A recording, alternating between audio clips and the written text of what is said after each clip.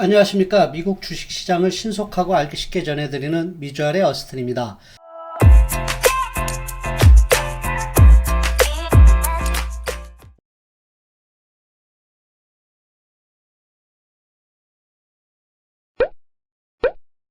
전반적으로 경기 상승 국면 진입에 따른 인플레이션 우려감과 금리 상승 가능성 등이 주식시장에 부정적인 영향을 끼치면서 경기 확산 국면 진입으로 인한 성장통을 주식시장은 경험하는 듯한 모습을 보여주고 있습니다. 이번 주 주식시장은 10년 만기 국채 수익률이 1.72% 급등하는 모습을 보임에 따라서 3대 지수가 모두 동반 하락하는 모습을 보였는데요.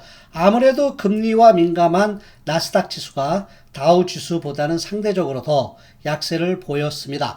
특히 소형주 중심의 러셀 2000이 2.89%나 하락하면서 이런 쪽에 비중이 많은 일반 투자자들이 다소 힘겨워하는 모습을 보였습니다. 잠시 증시 주변 요소를 살펴보면은요, 상승세를 멈추지 않을 것 같던 석유 가격이 6.25% 하락하면서 상승세가 다소 주춤한 모습을 보였고요. 이 차트에서 보시는 바와 같이 금리는 상승하고 석유 가격이 떨어지는, 즉 상반된 방향으로 움직이는 것은 아주 이례적인 현상인데요. 10년 만기 국채 수익률의 경우 미 연준이 SLR, 즉 Supplementary Leverage Ratio 산정에서 지금까지 안전자산으로 취급해줬던 US 채권을 3월 31일부터 더 이상 인정하지 않겠다고 함에 따라서 채권 시장으로의 채권 매물 급출회로 인플레 우려라기보다는 채권 시장 수급 불균형 상황으로 인해 급등한 것으로 나타났습니다. 특이한 점으로는 비트코인이 7% 이상 상승하였는데요.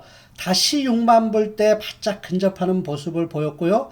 이는 미 연준이 SLR 만기 연장 거부에 따른 위험자산 확대 수혜로 비트코인이 되지 않을까 하는 예상들이 시장에 확대되면서 이러한 상승을 부추겼습니다. 업종별로 보시면 유가 급락에 따른 에너지 섹션이 7.5% 급락하면서 연초 대비 급등하면서 시장을 중심에 있던 모습에서 다소 뒤로 처지는 모습을 보였고요.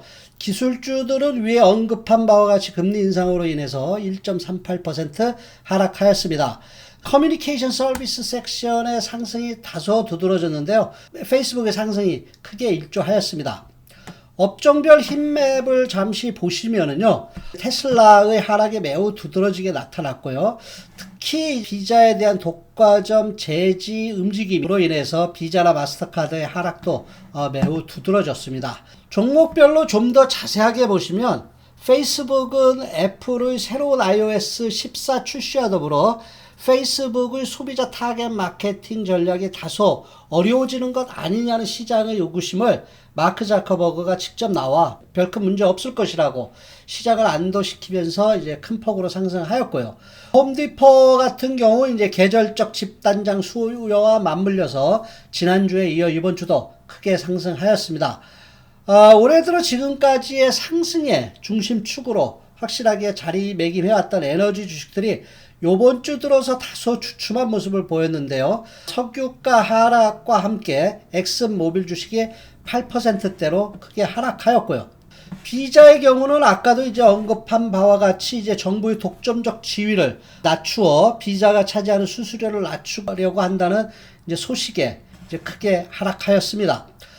일라이 릴리 같은 경우에는 그동안 시장에 많은 기대를 모았던 알츠하이머 드럭 데이터가 기대에 못 미친다는 소식으로 인해서 크게 하락하였고, 여기에 NOV 같은 경우는 에너지 드릴 장비를 파는 회사인데요.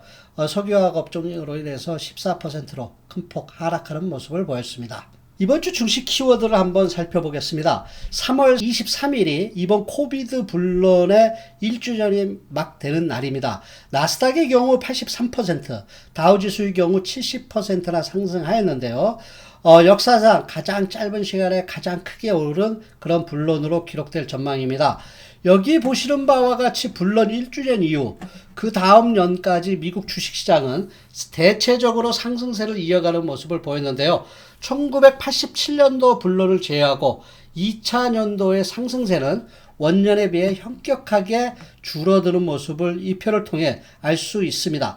올해도 상승세는 이어갈 것으로 보이는데요. 아주 선별적 상승세, 좀 더 까다로운 상승세가 이어질 것으로 예상됨에 따라서 체계적이고 훈련된 매매가 필요한 시점인 것 같습니다.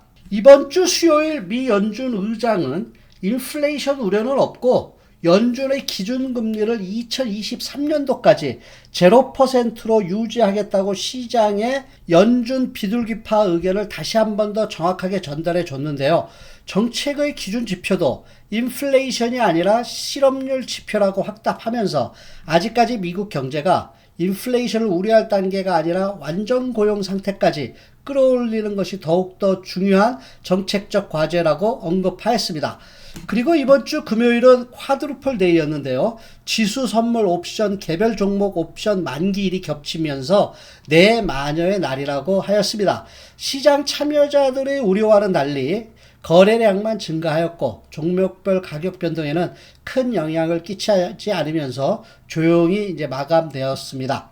이것보다는 서플러멘터리 레버리지 레이쇼가 올해 3월 31일자로 자동 폐지될 것이라는 그 미 연준의 발표가 채권 시장을 강타하면서 10년 만기 국채 수익률이 1.72% 급등함에 따라 오전 한때, 금요일 오전 한때 주시장에 부정적인 영향을 크게 주었는데요. 이 제도의 자동 폐지는 그동안 채권 보유를 안전자산으로 인정해줬던 것을 더 이상 안전자산으로 인정하지 않음으로 인해 은행 및 거대 금융기관들이 국채를 보유할 의미가 크게 줄어들었다는 것입니다. 미 연준은 더 이상 이 편하게 돈 벌지 말고 알아서들 잘 투자해서 돈을 벌라고 하는 의미인데요.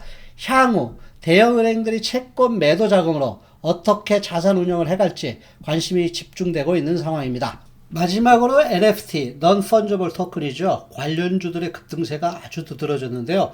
여기 보시는 바와 같이 인터내셔널 미술품 거래 플랫폼을 운영하고 있는 타쿵 아트 컴퍼니의 경우 이번 주에만 625% 6배죠. 이상 상승하는 모습을 보이면서 NFT 관련주 상승을 주도하는 모습을 보였습니다. NFT 관련주들에 대해서는 이제 별도의 비디오를 만들어서 자세히 설명해 드리도록 하겠습니다. 이상으로 이번 주 키워드들에 대해 한번 짚어봤고요. 이제는 투자 전략에 대해서 점검해 보도록 하겠습니다. 1, 4분기 주식시장을 한마디로 표현하자면 리플레이셔너리 트레이드라고 할 수 있는데요. 3월 말을 기점으로 해서 거의 끝나간다고 볼 수 있을 것입니다. 금리 상승세도 다소 주춤해지면서 리플레이셔너리 트레이드가 어느 정도 마감할 건데요. 새롭게 시작되는 2, 4분기에는 본격적인 경기 호전에 힘입어 이런 주식들의 상승세가 두드러지고 이에 따라 이러한 경기 호전 수혜 업종에 대한 포트폴리오 비중을 늘리는 전략이 주요할 것으로 예상됩니다. 지수도 따라서 1, 4분기와는 달리 상향 안정세를 이어갈 것으로 예상해 봅니다.